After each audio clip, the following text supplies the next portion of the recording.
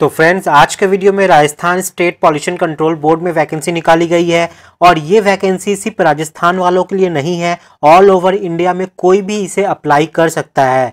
और इसको final year वाले अप्लाई कर सकते हैं कि नहीं वो मैं बताऊंगा आप लोगों को। सिलेबस क्या है यहाँ पे, एज क्राइटेरिया से लेके क्वालिफिकेशन से लेके सारा चीज आपको डिटेल में बताने वाला हूँ। वेबसाइट पे कैसे जाके आपको कहाँ से जाके ऑफिशियल नोटिफिकेशन को रीड करना है, साथ में कहाँ पे जाके आपको अप्लाई करना है, सारा चीज आपको इस वीडियो में दिखाऊंगा। आपको बस वीडियो एंड तक देखना है। और अगर आप इस चैनल पे न्यू हो तो इस चैनल को सब्सक्राइब जरूर कर लीजिएगा, क्योंकि मैं एवरीडे सिविल इंजीनियरिंग से रिलेटेड गवर्नमेंट और प्राइवेट जॉब्स के वीडियोस लाता रहता हूं आप लोग को हेल्प करने के लिए। तो चलिए वीडियो को स्टार्ट करते हैं। तो सबसे पहले आपको गूगल पे जाना है।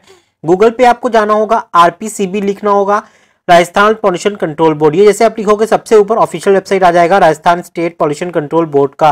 आपको ये लिंक पे क्लिक करना है। जैसे आप इस लिंक पे क्लिक करोगे आपके सामने ये ऑफिशियल वेबसाइट इनका खुल जाता है।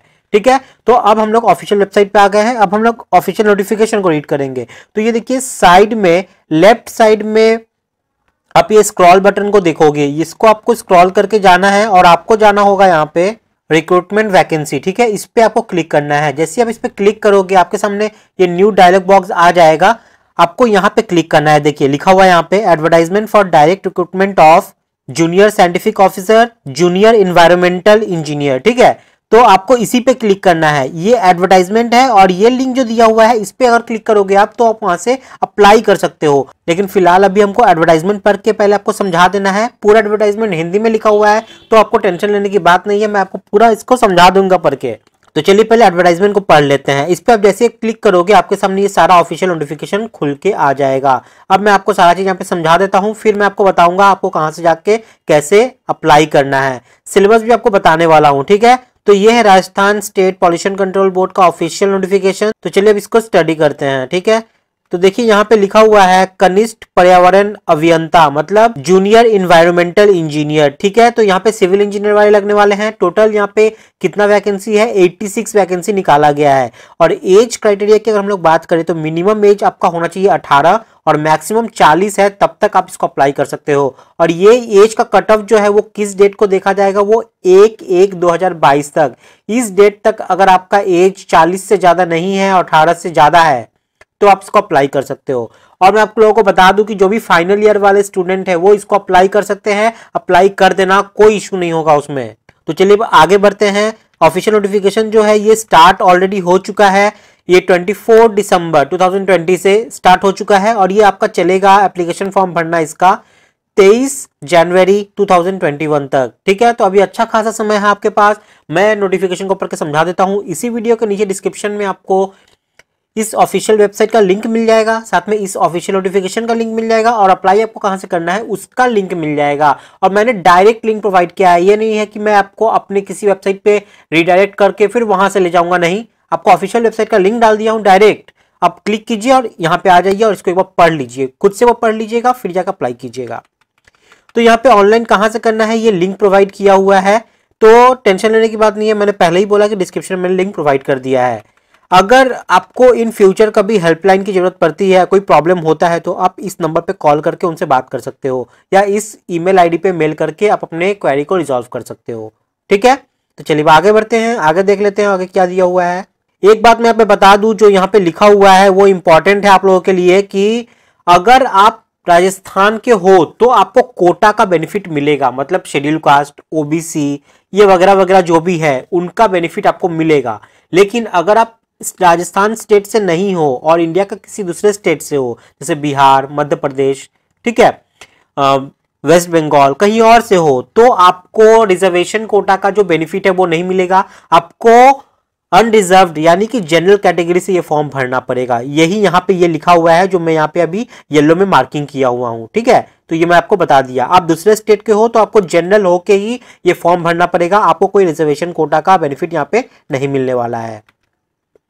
तो चलिए अब जान लेते हैं यहाँ पे एजुकेशनल क्वालिफिकेशन के बारे में। तो जूनियर इन्वायरमेंटल इंजीनियर ये कौन भर सकते हैं, तो देखिए सबसे पहला यहाँ पे लिखा हुआ है जो बैचलर डिग्री किए हुए हैं, यानी कि जो सिविल इंजीनियरिंग में बैचलर डिग्री किए हुए हैं वो इसको अप्लाई कर सकते हैं। चलिए उससे पहले मैं ये बता दूं कि जो बैचलर डिग्री किए हुए हैं chemical, civil, mining, environmental, textile engineering, ये 5 ट्रेड में अगर आप बीटेक किए हुए हो तो आप इसको अप्लाई कर सकते हो। साथ में जो मास्टर्स किया हुआ है ना एनवायरमेंटल इंजीनियरिंग में, वो भी अप्लाई कर सकते हैं। तो जो बीटेक या बीई किए हुए हो chemical, civil, mining, environmental, textile, वो तो अप्लाई कर ही सकते हैं। साथ में जो मास्टर्स किया हुआ है एनवायरमेंटल इंजीनियरिंग में आफ्टर ये सारे बीटेक के बाद, तो आप भी अप्लाई से कर सकते हो। ठीक है, आपका 60% होना चाहिए ये फॉर्म फिलअप करने के लिए। तो ये है सिंपल सा क्वालिफिकेशन क्राइटेरिया। तो जो फ्रेशर्स है वो आराम से अप्लाई कर सकते हैं, जो फाइनल ईयर में वो भी अप्लाई इसको कर सकते हैं। तो चलिए अब आगे बढ़ लेते हैं। ये कुछ एज का कट ऑफ है, लेकिन ये जनरल वालों के लिए नहीं है, तो इसको छोड़ सकते हो। लेकिन जो राजस्थान के लिए हो उन लोग के लिए क्राइटेरिया मैटर करता है। तो जो गवर्नमेंट नॉर्म्स के हिसाब से है वही है यहाँ पे। अब हम लोग यहाँ पे सिलेबस पैटर्न की यहाँ पे जान लेते हैं कि सिलेबस में क्या आने वाला है, एग्जाम जो होगा वहाँ पे उसमें क्या पूछा जाएगा। तो ये जूनियर साइंटिफिक ऑफिसर का है, ये हमारे लिए नहीं है, हम लोग का है जूनियर एनवायरमेंटल इंजीनियर। तो ये रहा यहाँ पे जूनियर एनवायरमेंटल इंजीनियर। तो 2 पार्ट में आपका एग्जाम होने वाला है, part A and part B. ठीक है, पार्ट ए में आपका रहेगा एनवायरमेंटल इंजीनियरिंग से पूरा रिलेटेड, जैसे एनवायरमेंटल जनरल नॉलेज पे हो गया, वेस्ट वाटर हो गया, वाटर मैनेजमेंट हो गया, इंडस्ट्रियल वाटर मैनेजमेंट हो गया, इसके ऊपर हो गया। साथ में एयर एंड नॉइज पॉल्यूशन हो गया, उसके ऊपर है environmental impact, environmental legislation in India, इसके ऊपर हो गया। ये सारा चीज आपसे पूछा जाएगा इस एग्जाम में। ये हो गया आपका पार्ट ए, और पार्ट बी में आपका जनरल नॉलेज के ऊपर क्वेश्चंस रहेगा। ठीक है, तो एग्जामिनेशन स्कीम के बारे में जान लेते हैं। यहाँ पे आपका 2 पार्ट होने वाला है, एक ही बार में ये एग्जाम होगा आपका, एक बार में ही। और एक बार में जब आप एग्जाम देने बैठोगे तो उसमें 2 पार्ट आपका घुसाया हुआ रहेगा। टोटल उसमें 150 नंबर्स ऑफ क्वेश्चंस रहेंगे, एक एक क्वेश्चन जो है वो 3 मार्क्स का रहने वाला है। ठीक है, तो देखिए यहाँ पे आप देख सकते हो जूनियर साइंटिफिक ऑफिसर, ये गलत लिखा हुआ है। जूनियर साइंटिफिक ऑफिसर का एक्चुअल में आप देखोगे यहाँ पे तो ये ऊपर में दे चुका है जूनियर साइंटिफिक ऑफिसर का, नीचे जो था वो जूनियर इन्वायरमेंटल इंजीनियरिंग होगा, तो ये मिसप्रिंटिंग है, तो आप लोग कंफ्यूज मत होना। पार्ट ए में एनवायरमेंटल साइंस रहेगा 120 क्वेश्चंस, और पार्ट बी में जनरल नॉलेज रहेगा 30 क्वेश्चंस। एक एक क्वेश्चन आपका 3 मार्क्स का है, समझ में आ गया। तो 150 क्वेश्चन यहाँ पे हो गए, 150 इंटू 3 450, तो ये टोटल 450 मार्क्स यहाँ पे है।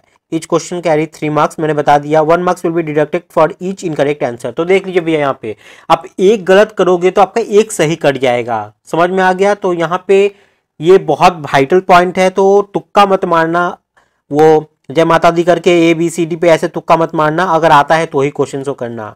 ठीक है, तो ये हो गई एग्जाम पैटर्न की बात, उसके सिलेबस की बात। तो अब बात कर लेते हैं यहाँ पे फीस के बारे में। तो जो आप एग्जाम भरोगे ना, जो अनडिजर्व्ड कैटेगरी से है, यानी कि जो जनरल कैटेगरी से है या दूसरे स्टेट से है अदर देन राजस्थान, तो आपका पड़ेगा यहाँ पे 1400।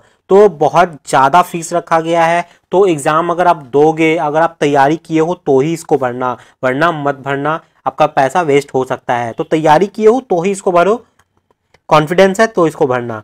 तो जो जनरल है या अदर स्टेट से है अदर देन राजस्थान, उनका लगेगा 1400, जो ओबीसी वाले हैं उनका 1200, और जो भी SC ST वाले हैं उनका लगेगा 1000। तो ये रिजर्वेशन कोटा सिर्फ राजस्थान वालों के लिए है और किसी वालों के लिए नहीं। तो ये था टोटल आपका नोटिफिकेशन जो मैं आपको समझा दिया हूँ। मैं उम्मीद करता हूँ आप लोग को सारा चीज़ क्लियर हो गया होगा।